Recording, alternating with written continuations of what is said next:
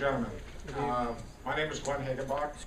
I'm one of the founders of Project Teach America, and it is my pleasure to welcome you and to thank you for coming to our event tonight. First of all, some housekeeping issues. In the program, there is a blue survey form. We ask you at the end of the program to please fill this out. It is invaluable for us to get your feedback so we can look at improving the content and our basic product of our programs. It's also very valuable for us for planning future events. There's also some blank cards that are in the programs. These are question cards. If you have questions for our speakers, we ask that you write the question out, and periodically our ushers will come down and collect the cards from you. If you need pencils, we do have pencils available, and I will have one of the ushers come down the aisle, and if you need a pencil, you can just ask him. We will be taking about a 5 to 7 minute break between each speaker. A point of necessity, the restrooms are out through this door, immediately out through this door over here. We will have refreshments. We'll have some coffee outside and some cookies. We do have some water in the back, however. We have been asked not to bring beverages into the actual seating area because of the carpet and to keep things clean. We also ask now if you please turn off your cell phones so our speakers won't be interrupted. And to get started, first of all, I'd like to give you just a very, very brief overview of Project Teach America. It's a recently formed volunteer organization that was created right here in the Rio Grande Valley. Our mission is to reacquaint our community with the founding principles of our nation through speaking events, courses, and other public events of interest. We are not and will not be affiliated with any political party. Our goal is to unite people around principles, not to divide them along party lines. We are not part of any religious institution, nor do we engage in any conversion activities. Our desire is to see that the right to follow one's conscience, rather than the dictates of a state, be preserved for everyone. We are funded by donations from supporters, folks like you who willingly provide funding for our organization. We don't take taxpayer dollars. We do have 2 collection boxes set up, and if you like the program and like to see more of them, we humbly ask for your support. Now, let's get the program started by getting into the right frame of mind. And to do that, I'd like to take you back very briefly to a time before our nation was a nation, to the very first meeting of the First Continental Congress in 1774. The delegates attending this Congress knew they had a common and growing problem, but aside from that, they did not agree on anything. They were completely polarized. They didn't agree on exactly what the cause of the problem was, so they didn't agree on what the solution was. They didn't agree if we should even be a country, let alone what the direction of that country should be. They had different regional interests. They had divergent, if not conflicting, commercial interests. They had little in common. They didn't trust each other, and truth be told, some of them didn't even like each other. And as for religion, well, there were Episcopalian, Quaker, Anabaptist, Presbyterian, Congregationalists, each considered a religion in their own right, and yes, there was one Catholic who happened to be the longest living signer of the Declaration of Independence. So it was in this environment, on the first day, when Samuel Adams stood up and suggested that they start each session with prayer. The official record said that it met with an immediate opposition, which is a nice way of saying it almost started a fist fight. Not because they disagreed on prayer, but they could not agree on which religion should have the honor of leading the prayer. And it got so out of hand that finally Samuel Adams stood up and he said, "I am no bigot. I can hear a prayer from any gentleman of piety and virtue who is also a friend of his country. Then Adams, a Puritan, asked an Episcopalian Reverend Duché to open up the next day's session. The next day, Reverend Duché read several prayers from the Standard Book of Prayer. He read from the Old Testament book of Psalms. And then he did something very unusual for the day. He broke into an unscripted prayer, part of which was recorded, "Be thou present, O God of wisdom, and direct the counsel of this honorable assembly, to enable them to settle all things on the best and surest foundation, that the scene of blood may be speedily closed, that order and harmony and peace may be effectually restored, and that truth and justice, religion and piety prevail and flourish among the people." The effect was profound, because they found that in spite of all their mistrusts and all their differences, they discovered that they did, in fact, share a common set of fundamental principles and beliefs that originated from deep within the Judeo-Christian teachings of their religions. These principles are what united them. These principles are what led them against all impossible odds to the victory of our independence and the establishment of our republic, the most exceptional and successful nation in the history of mankind. These principles are the foundation of our country. They are the cornerstone of our laws, and they shape the very character of our nation. So let us keep this in mind as I ask you to all rise with me and say the Pledge of Allegiance. I pledge allegiance to the flag of the United States of America and to the republic for which it stands, one nation, under God, indivisible, with liberty and justice for all.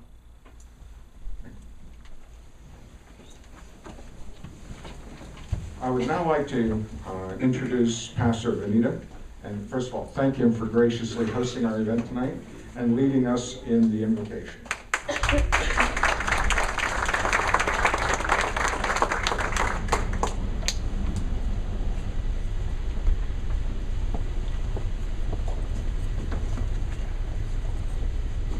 Thank you.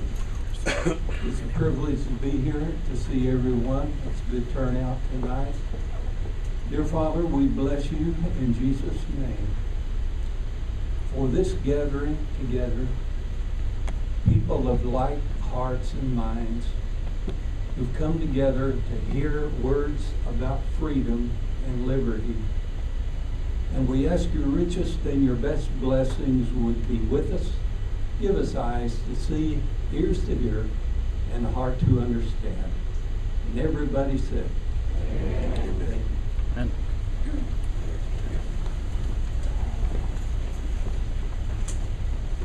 It is now my pleasure to introduce to you Monsignor Louis Bloom of Holy Spirit Parish, who has taken time from his busy schedule to be with us tonight and to introduce our speakers.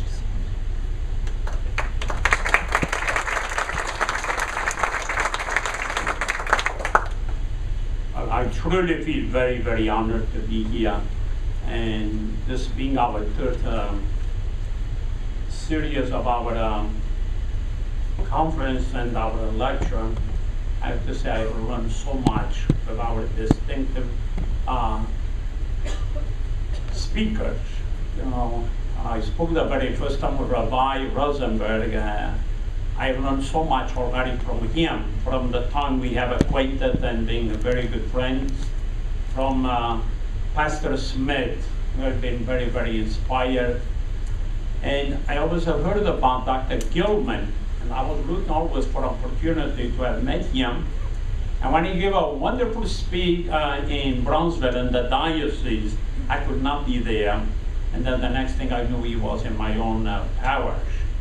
So I am most grateful for their friendship and for continuing learning from them as we continue to grow as citizens of this great nation, the United States of America. Without ado, we are here to listen to Dr. Gelman, I would like just to mention very briefly, as many of you already know him, have heard of him every Saturday in the morning. He is a host of the weekly Talkback program. And when I met him now, I have done the 7:10 in the morning on Saturday, really have enjoyed. Dr. Gelman is a former hospital CEO, and he is also a practicing anesthesiologist. They're so necessary today in the past in our good health. He is a much sought after speaker, most recently in the areas of Affordable Care Act, the sanctity and the right of life, as is extremely well versed in the Constitution decisions of the Supreme Court. You will be speaking tonight on the Constitution and the erosion of liberty. You join me and welcome Dr. Gelman. Dr. Gelman.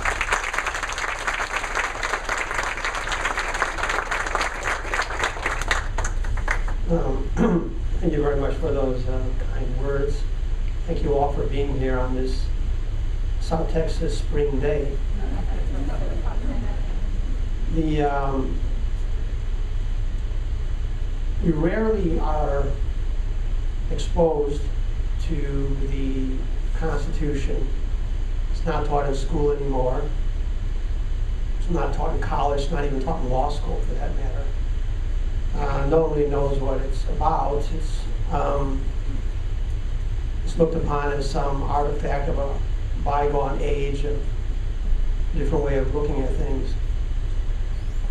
But why is our Constitution, and what was the impetus that created it? Well, you ought to start from the beginning and just start looking at the way things are in the world. So what is an autocracy?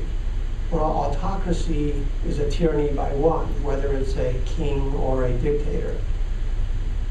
Fascism and communism are tyrannies of oligarchs or rule by the few. Democracy and socialism are tyranny of the majority. A republic is tyranny applied indirectly through representatives.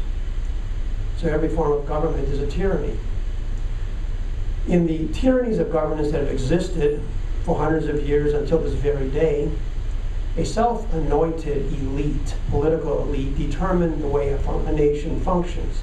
It's a perverted system existing solely to benefit the elite ruling class at the expense of the general population, and achieves its position of authority through inheritance, violence, or some other surreptitious means, and maintains its power through a putative validity accepted and endured for generations through a combination of mechanisms consisting primarily of mass indoctrination complemented by favors granted, intimidation, and the application of force when necessary.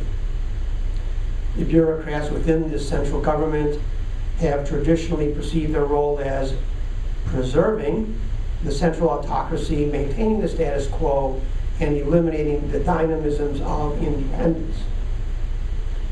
The core purpose of government is self-maintenance at the expense of everything non-governmental. This method of governance serves the bureaucrats and the politicians' dual purpose of creating an environment where the oligarchy lives in luxury at the expense of the general population, while simultaneously, economically, debilitating the general population, leaving it with few resources and little in the way of recourse to ameliorate their lowly status. This wretchedness of the population suits the autocrats very well because it reduces or eliminates any source of threat to the ruling hierarchy. The Revolutionary War, the Declaration of Independence, and the Constitution were the means to alter this course and liberate the people from the shackles of government and its attendant bureaucratic quagmire. As important as the attainment of individual liberty was in justifying the Revolutionary War, so too was the attainment of individual economic independence. The Founding Fathers realized that economic independence was absolutely essential in maintaining a free society. Individual liberty cannot exist without economic liberty. However, even in democratic republics, the psychological propensities of the autocrat in the political class become manifest.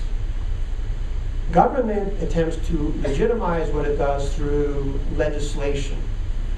The government's taxing and legislative powers are the two major mechanisms the government uses to control and enslave the population through deceptively legal mechanisms. The Constitution was crafted specifically to prevent that from being done, which was so commonly done.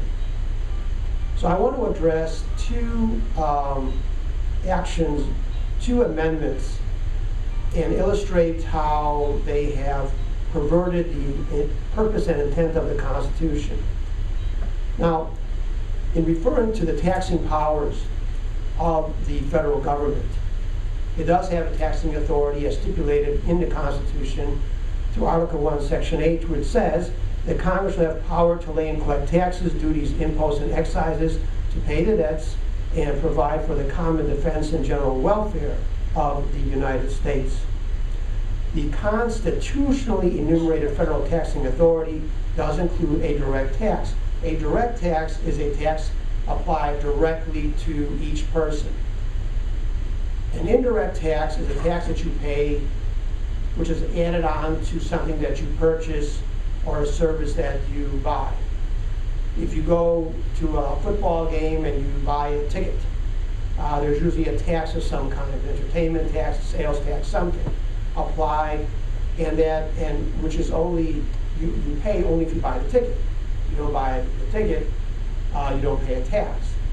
And so therefore it is an indirect tax. A direct tax is a tax applied to every individual simply because you're alive. And the federal government was only permitted to apply a direct tax to the states. Article 1, Section 2. Direct taxes shall be apportioned among the several states according to their respective numbers. In Article 1, Section 9, it says, no capitation or other direct tax shall be laid unless in proportion to the census. So the only direct tax that was allowed was one applied to the state. You could not apply it to the individual or any other entity. That was overturned through the 16th Amendment. The 16th Amendment, which says that Congress will have power to lay and collect taxes on incomes from whatever source derived without apportionment among the several states and without regard to any census or enumeration. So essentially what they did was they took what the Constitution said, and like the kids do today, at the end they just said not. Okay? So that allowed them to do what the Constitution said they could not do. Now, the federal government has all kinds of legal and constitutional means to gather revenue.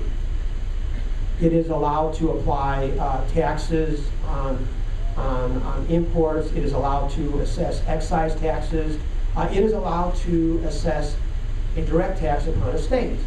And so there are many avenues of taxation available to the federal government. So the question arises, why was it necessary for the federal government to impose a direct tax, leapfrogging the state, a direct tax upon the individual, since they could have received adequate revenues from many other sources? Well, the purpose had less to do with revenue than with the subversion of the Constitution and the suppression of independence. Okay, now, the federal government, having had previously shattered the constitutional protections of sovereignty afforded to the states through the unconstitutional waging of the Civil War, will now limit individual economic sovereignty by applying a direct tax upon individuals. The counter-revolutionary forces promoting centralization of power are malevolent and continue in full effect today throughout every facet of society, reducing liberty, increasing dependency, hampering innovation, and consumerism. The founding ideology is based on the understanding that the individual human rights to life, liberty, and property, and the right to the means of their respective defense are natural and incorporated into each individual at the moment of birth. As each individual takes possession of these rights by birthright, they are thus delineated within the Constitution and are found primarily in the 9th and 10th Amendments, which say The 9th Amendment says, the enumeration in the Constitution of certain rights shall not be construed to deny or disparage others retained by the people. And the 10th Amendment says the powers not delegated to the United States by the Constitution nor prohibited by it to the states are reserved to the states respectively or to the people. And what that means is simply this, that any rights not delineated within the Constitution, if they are created or formed or produced, are owned by the people. Any powers which go from the Founding Fathers into the future, any new powers are either owned by the state or by the individuals, by the individual states or by the individual citizen. The federal government is limited to the powers within the Constitution already enumerated. There are no implied powers associated with the federal government. So essentially everything that under which we're living in today by this federal government is unconstitutional. Now, the other amendments which undermined our rights is the 17th Amendment, which took the power of election of senators away from the states and gave it to the people. And everybody thinks, oh, what a great idea, give it to the people. That's democracy, isn't it? Well, that's if democracies work, and they don't work. The point of taking the brainwashing that goes on, the indoctrination that goes on, that makes us believe that somehow giving the popular vote the ability to elect a senator rather than the states, what that did is it took power away from the states and gave power to the political party, which is the last thing anyone should want. And so now our federal senators, if you see them on the television, they don't care what state they're from. That's like minor. They'll only look at if it's an R or a D, because they no longer represent the people of the state. They are emissaries of the federal government, of the central government, sent by their party to control the rest of us. They no longer represent the people of the state. And you'll notice that whenever they interview them on a particular issue, that the individual senator couldn't care less about the state that they're from, which is why you have Hillary Clinton from Arkansas being a senator from New York, and Robert Kennedy from Massachusetts being a senator from New York. I mean, those kinds of perversions, and people let them get away with it, because the only thing that they care about is the party, okay? And so when they bring forth a senator about an issue, it's always in relation to the party position and not to the effect on the state. So when the Founding Fathers made these rules in the Constitution, it wasn't like, well, we're kind of in a hurry, let's get out of here, we can figure this out later. When they put something in an article of the Constitution, it is not meant to be changed, because there's a reason for it. And so the reason that you don't tax individuals by the federal government is because that empowers the federal government and reduces the power of the citizen. The reason you don't allow the citizens of a state, and it's not the citizens of a state, is it? Because if you have an election of any senator, the money that senator gets in contributions come from the party itself in Washington, D.C., or from vested interests in other states. And oftentimes, the senator will receive more monies and contributions from those outside the state than those inside the state. So they are beholden to whom? The party and the vested interests outside the state. And so they no longer represent the people of the state, they represent the party. And that's not the way it's supposed to be. Now, they've tried to make this legal. But the mere existence of and the adherence to a legislative process does not necessarily confer legitimacy to the legislation passed. The mere existence of and adherence to an amendment-creating process does not necessarily confer legitimacy to an amendment ratified. No act subsequent to the formation of the Constitution, whether an amendment ratified, legislation passed, or popular vote taken, can legitimately affect the citizens' rights. No generation can legitimately or constitutionally reduce the rights of a future generation. Federal government enactment of such means of taxation and other forms of centralized usurpation of power over private enterprise and private lives of the citizens does not confer either legitimacy or constitutionality and runs directly counter to the original intent of the Founding Fathers and is illegal under United States law. The power balance is never to go from people to the government. Power, the sum of power is a fixed amount.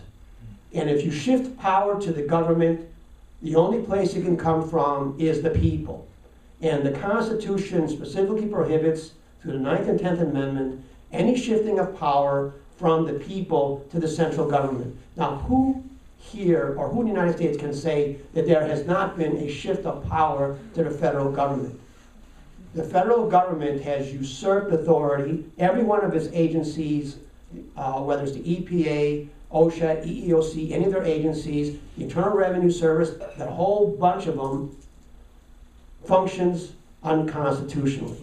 There is no legitimacy or constitutionally allowed process which allows that shifting of power. Man makes laws, and laws can say anything you want, obviously. That means that laws and amendments, despite being passed by an accepted legislative process, may be illegitimate, immoral, unethical, and illegal.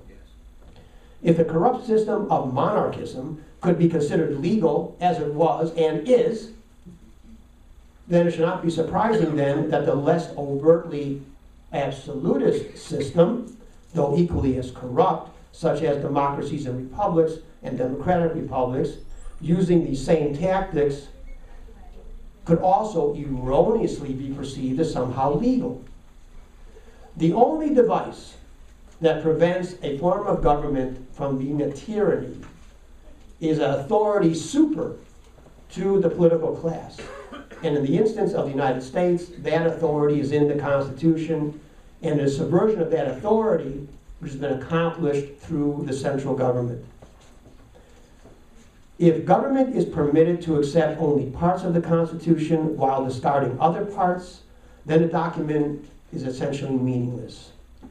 The approbation of these illicit governmental acts by the useful dupes in education and the media, the system of jurisprudence, and their successful indoctrination of society's population to accept an unconstitutional ruling autocracy as legal does not negate the intrinsic unconstitutionality and illegality of these governmental actions.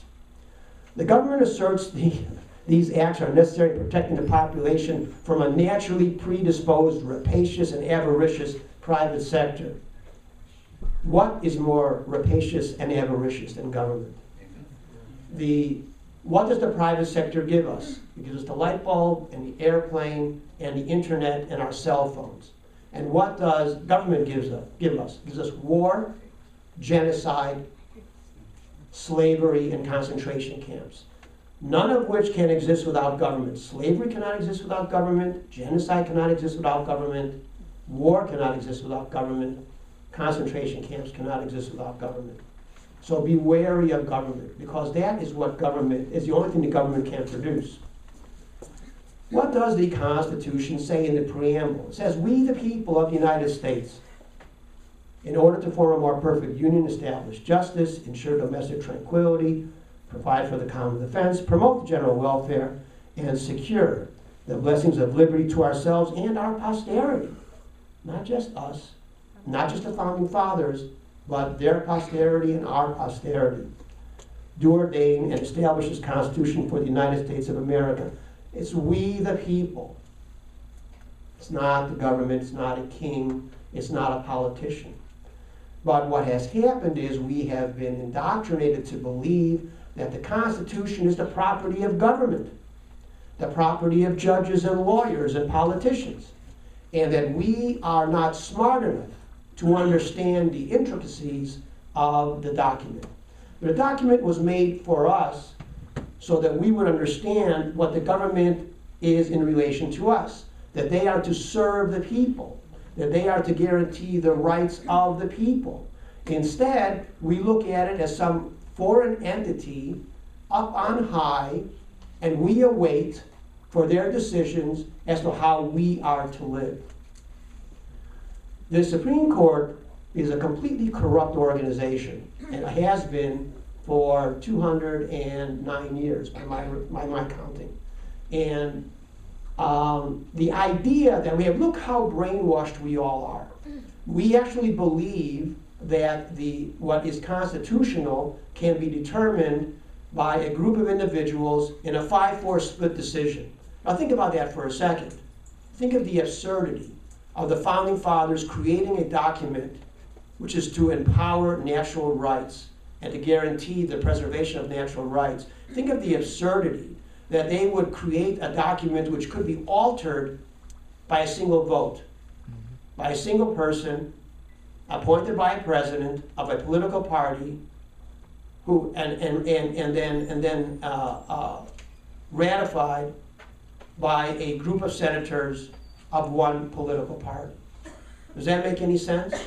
If the Supreme Court justices are supposed to be experts in the Constitution, then in a 5-4 decision or an 8-1 decision, something is amiss. Either somebody doesn't know what they're talking about, because either the 5 guys are right and the 4 guys are wrong, or the other way around. But the bottom line is that some people need to be kicked off the bench, because because the Constitution is the Constitution, and it is what it is. And therefore, if you have either they don't know what they're talking about, or there's something in what they're looking at which they can't understand. So one way or the other, it is absurd to think that a Roe v. Wade decision or any other decision could be determined on a 5-4 vote by the Supreme Court. And by the way, the Supreme Court number was never set at any number. At times it's been 6 and 7 and 10, and the great fascist Franklin Roosevelt wanted to make it 15. Now clearly, if they were going to allow an even number, there's no possible way that an even number could be allowed to make a decision.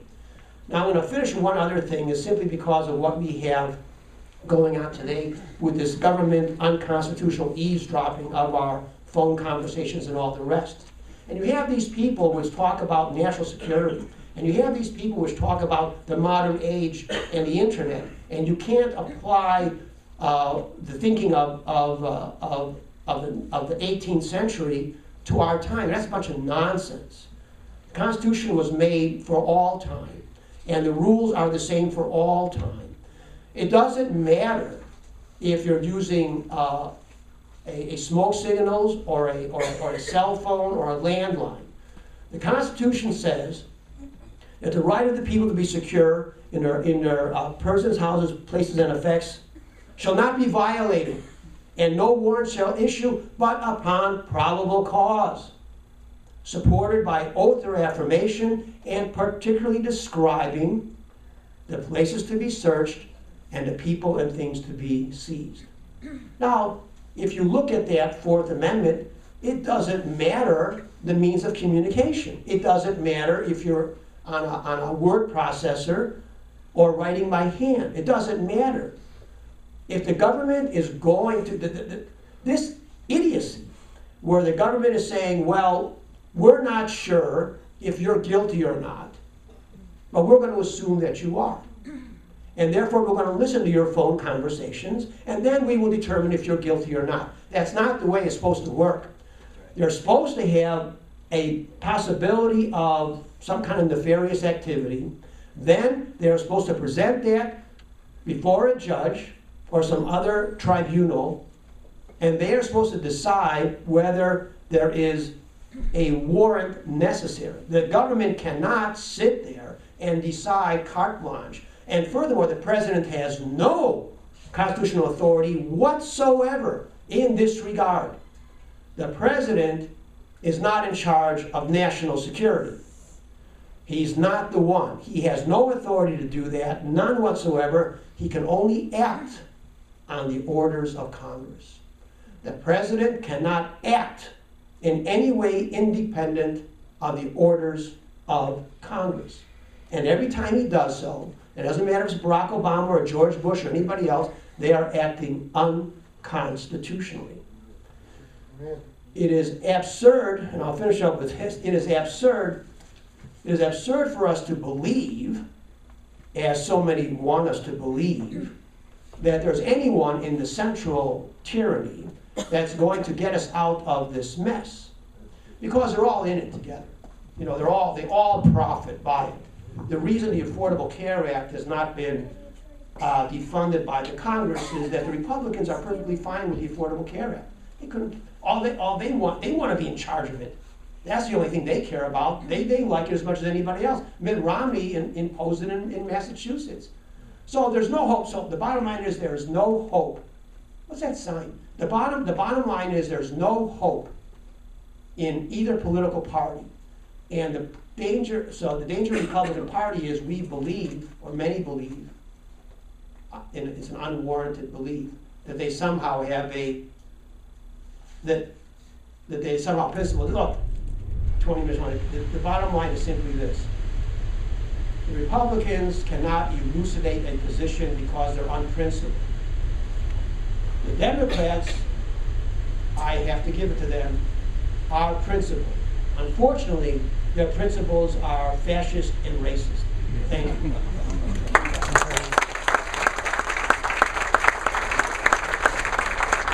I'll take about 5-7 minute break. If you want to stand up, stretch, get something to drink, and we'll be back in about 5 minutes.